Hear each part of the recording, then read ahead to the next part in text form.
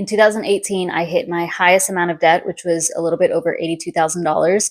The bulk of it was from student loans. This was from undergrad and grad school. By the time I graduated, my total student loan debt was about $49,000. It was almost $50,000. My next largest debt was my car loan. For the 3 years before that, I was actually leasing a car. It was a 2015 Toyota Camry, and after the 3 years, I needed to turn the car in. I actually wanted to buy out the car, but it cost more money to buy out the car versus buying the same car. It was a different car, you know. I pulled up my spreadsheet from that time. The car was $18,629.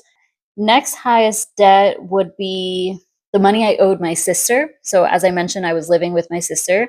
We bought a townhouse together. This was only in her name, but I contributed to the down payment. I actually used those student loans that I took out.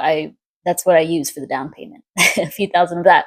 But for several months of us living together, like 10 months, a long time, I was not able to pay for my portion of the mortgage and bills because I was barely working.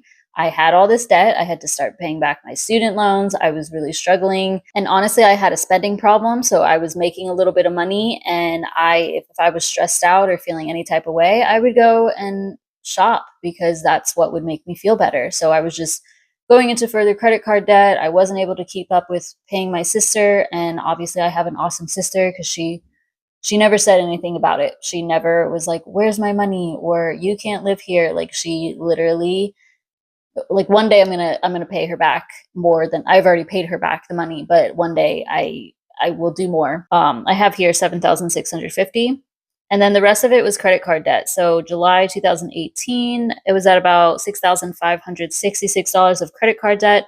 I definitely was higher at some point. That was spread across 5 different credit cards. Honestly, a lot of that was so that I could just buy groceries and just buy things that I needed, but a big chunk of it was buying crap I did not need and that I could not afford. As I said, I had a spending problem. So the money that I owed my sister and the credit card debt are the only ones that I would say were somewhat gradual. And then it got to a point where I was so stressed out, I was losing sleep. There were other things going on in my life that were stressful, but I was crying myself to sleep because of financial stress. And I got to the point where I'm like, I never want to feel like this again.